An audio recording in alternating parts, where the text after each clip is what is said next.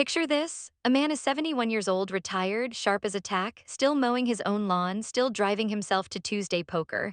His wife drags him in for a physical he's been putting off for 2 years. The doctor looks him over, says everything seems fine. Then adds those 6 words that change everything. Let's just run a few tests. 3 months later, that same man is recovering from a procedure he never needed for a condition that would never have touched him, dealing with complications that have nothing to do with why he walked in, and the version of his life he had before that appointment, the lawn, the poker, the independence, that version is gone. That story is not rare. That story has a name in the medical literature, and today we are going to talk about it honestly. My name is Doctor. I'm a physician specializing in cardiovascular health and aging. And what I focus on specifically is how the body's circulatory system changes after 60 and what that means for how we make medical decisions. In my work with adults over 60, the pattern I keep seeing is this: people who felt perfectly fine going into a routine appointment and came out the other side dealing with something they never had before the test began. That pattern has a mechanism, it has a name, and once you understand it, you will never sit in a doctor's office the same way again. Here is the number that should stop you cold. Studies estimate that between 15 and 25% of all medical procedures performed in the United States every year are unnecessary. But here is the part nobody talks about: that percentage climbs sharply after the age of 65.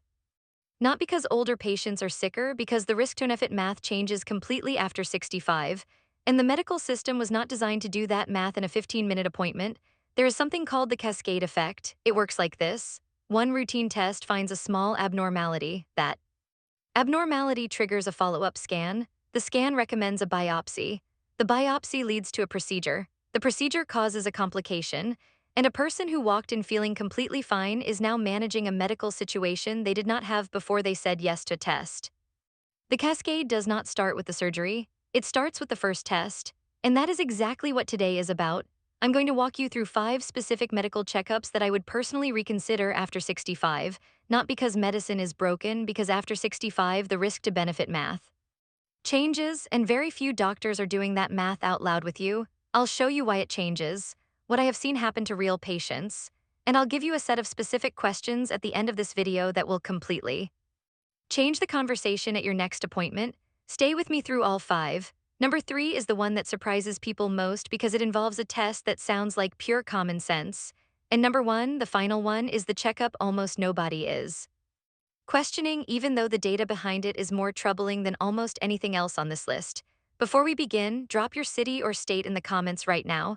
I read every one of them, and I genuinely want to know who is watching this. It means a lot to me to see the community that has built up around this channel.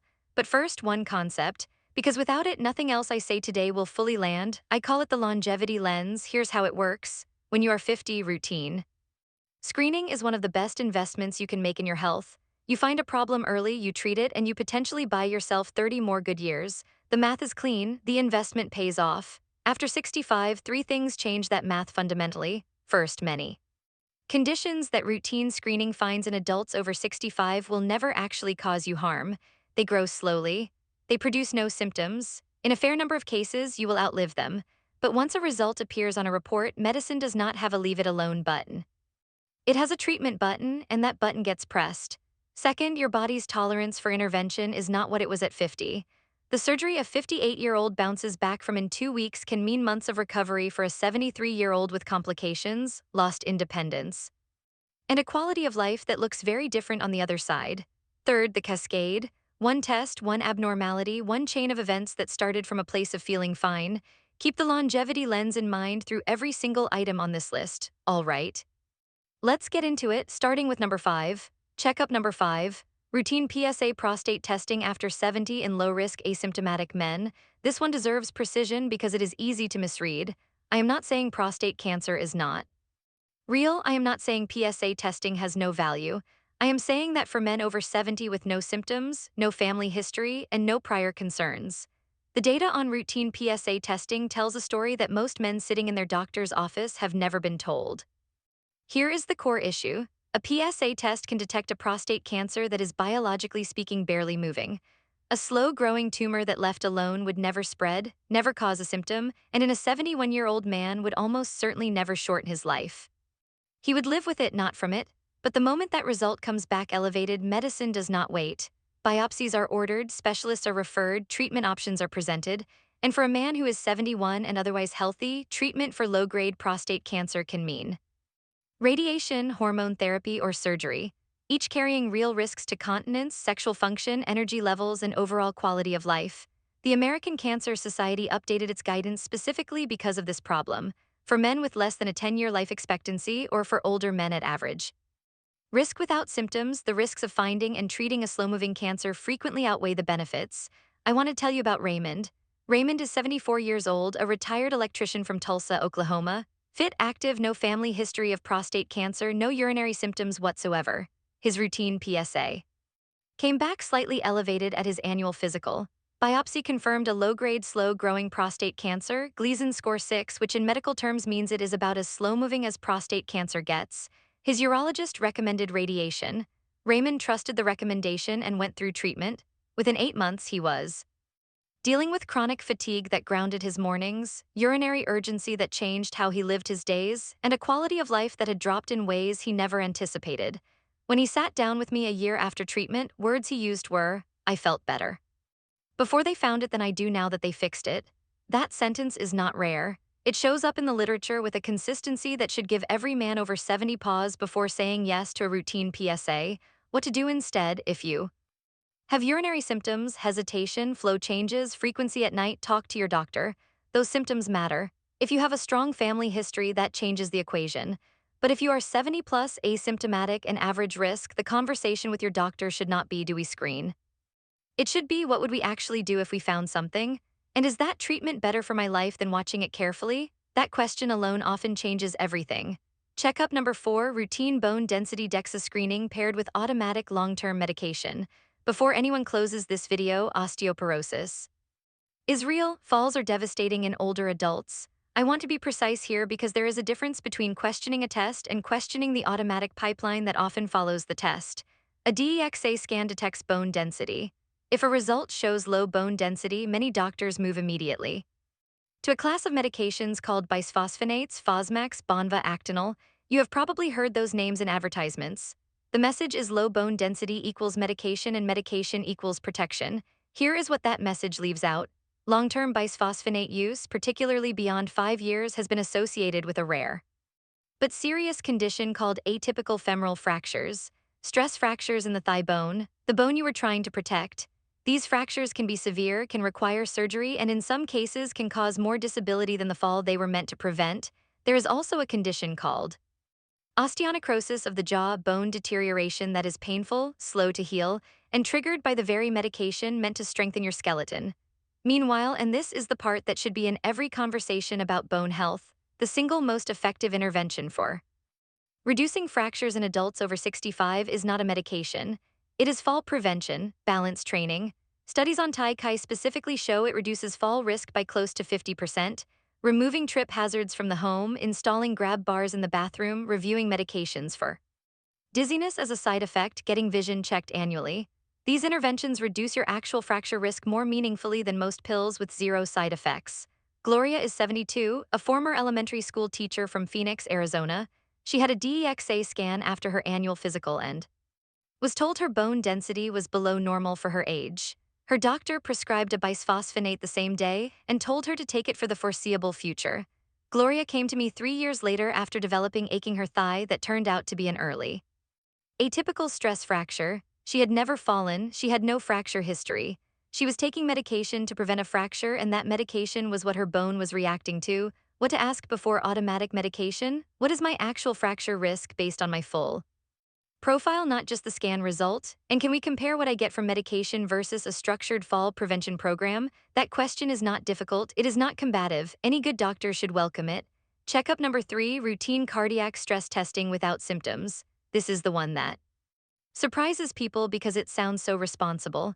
Your doctor says, "You're 68, let's just make sure your heart is doing okay." You get on a treadmill or they give you a medication that temporarily stresses your heart and they monitor what happens. What could be wrong with that?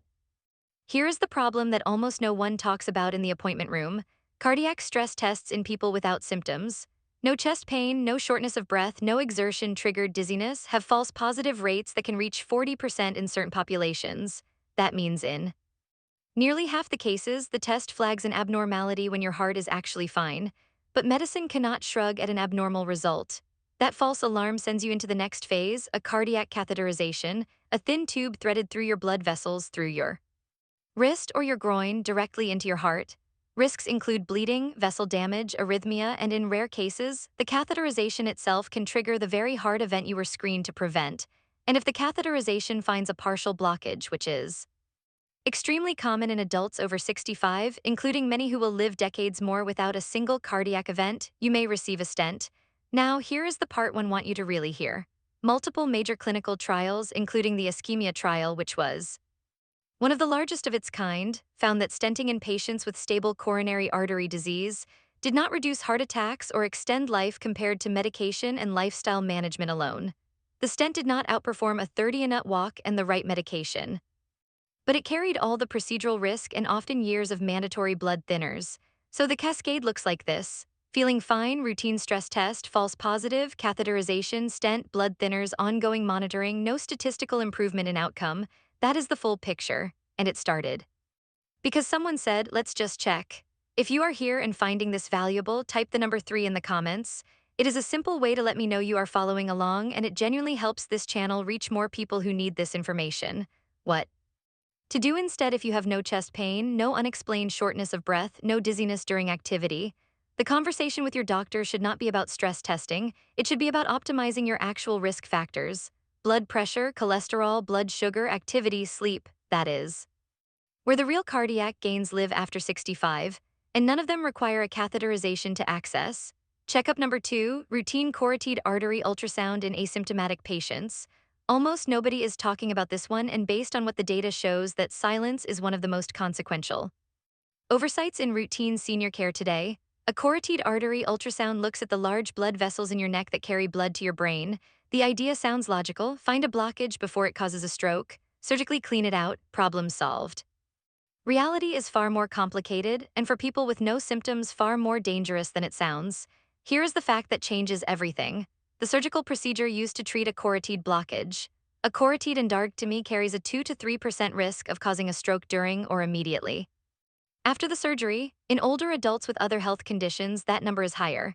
The United States Preventive Services Task Force, the gold standard body that sets screening guidelines in this country, explicitly recommends against routine carotid artery ultrasound in adults who have no symptoms. Their analysis is direct. In asymptomatic people, the risk of the surgical intervention outweighs the likely benefit. Here is why. A large portion of adults over 65 have some degree of narrowing in their carotid arteries. That narrowing has often been there for years, stable, silent, not causing problems. When you screen for it, routinely, you find it, and then a well-meaning surgeon recommends fixing it. But the surgery to clear a blockage that was never causing symptoms can dislodge a small piece of plaque that travels directly to the brain. The intervention causes the exact outcome it was meant to prevent. What to do instead? If you have no neurological symptoms, no sudden vision changes, no facial drooping, no arm weakness, no brief episodes of confusion or slurred speech, routine carotid screening is generally not recommended and is not where your energy should go. Your energy should go to managing the actual modifiable stroke drivers: blood pressure, the single biggest one, blood sugar, atrial fibrillation if that applies to you, and staying consistently active. If you do have any of those symptoms, even briefly, even if they resolved, that changes everything. Get evaluated immediately. That is not routine screening anymore. That is your body sending a signal that deserves an urgent response. Checkup number 1, routine colonoscopy after age 75 in low-risk asymptomatic adults. This is the one that most people have never heard challenged because colonoscopies have been so thoroughly endorsed for so long that questioning them in the right context feels almost counterintuitive. But the data for adults over 75, specifically those with no symptoms, clean prior scopes, and no family history, tells a different story than most people hear. The United States Preventive Services Task Force explicitly recommends against routine colonoscopy screening for average-risk adults over 75. Their reasoning is not vague. The risks begin to outweigh the rewards, and those risks are real in a way that becomes very concrete when you understand what can go wrong. Bowel perforation, a literal tear in the colon, occurs in approximately 1 in every 500 colonoscopies. In a younger adult, that is a manageable surgical complication. In a 77-year-old, it can mean emergency surgery, a colostomy, extended hospitalization, and a recovery that permanently changes independence and quality of life. and that is not counting the preparation itself. The bowel prep liquid that clears your colon before the procedure, which in older adults can cause dangerous dehydration, electrolyte imbalances, and cardiac stress. There is also the sedation risk, which climbs with age. And then back to the longevity lens, the colon cancers.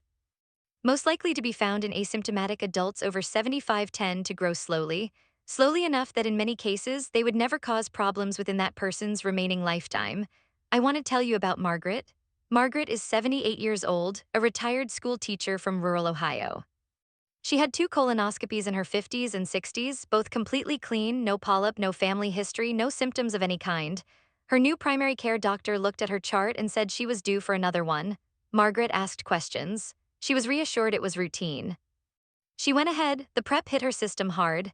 By the following morning, she was confused, weak, and barely able to stand. Her daughter took her to the emergency room before she ever reached the procedure. Her electrolytes were critically low and her heart was under strain from the dehydration. She spent 5 days in the hospital. She never had the colonoscopy. And the findings from those 5 days, her heart and kidneys were stressed by a procedure meant to screen for something she almost certainly did not have, and if she had it, would almost certainly have outlived. When Margaret called me after she was discharged, she said, "I felt better when I was overdue for that test than I did after trying to take it. What to do instead? Ask your doctor about non-invasive stool-based testing, the Cologuard test, or an annual thyroid t-test. These can flag genuine warning signs without any of the procedural risks. And if you do have symptoms, blood in your stool, unexplained changes in bowel habits, persistent abdominal pain, that changes the equation entirely. Those symptoms require evaluation regardless of age. Now, the practical piece I promised you. Every time a doctor recommends a screening test, especially if you're over 65 and feeling well, I want you to have 5 questions ready. Write them down, put them in your phone, bring them to every appointment. Question 1: what is the false positive rate of this test in people my age? This tells you how likely the test is to send you down a path of follow-up procedures even when nothing is actually wrong with you. Question 2: if this test finds something, what are the realistic treatment options for someone my age and health status? Do not let the conversation stop at "we found something." Push it to "and then what?" Question 3: what is the procedural risk of the treatment we would most likely pursue? Every procedure has a risk profile. You deserve to know it before the procedure, not after. Question 4: what happens if we monitor this instead of treating it immediately? For many conditions found in older adults, watchful waiting is a legitimate and often superior option. It is not giving up. It is doing the math correctly. Question 5: what is the most effective non-invasive approach for this condition? Because as you have seen today with bone health, heart health, and stroke prevention, lifestyle and medication frequently outperform procedural intervention with a fraction of the risk. Any physician who is genuinely in your corner will welcome those questions. They will not make you feel difficult for asking them. And if a doctor dismisses those questions or makes you feel like you are being a problem patient for raising them, that is important information about whether that doctor is the right fit for you. Here is what I want you to try starting today. Before your next appointment, whether it is next week or 3 months from now, write those 5 questions on a note card or put them in the Notes app on your phone right now this hour. Bring that card into the appointment. You do not have to use all 5. You may only need one, but having them with you changes how you show up in that room. And how you show up in that room changes what happens to your health. Do that for the next 30 days. One appointment, those 5 questions, and I can tell you what you will notice. By the end of 30 days, you will feel like a different kind of patient, not a difficult one, a protected one, someone who understands what the tests are for, what the follow-ups mean, and what questions to ask before the cascade begins. There is someone in your life, a spouse, a sibling, an adult child who handles their own parent's health, who needs to hear what we talked about today before their next annual physical. You do not have to explain it to them. You can just send them this video. If this conversation changed how you think about routine care after 65, subscribe to this channel. Next week, I am covering something that connects directly to everything we talked about today. The specific medications that are routinely prescribed to adults over 65 that have a completely different risk profile at that age than they do at 50, and what to ask your pharmacist before you refill them. If you are on more than 2 daily medications, that video was made for you. Leave a comment below. Have you ever had a routine test lead somewhere you did not expect? Your experience in that comment section might be exactly what someone else needs to read before they walk into their next appointment. Take care of yourselves. I'll see you next week.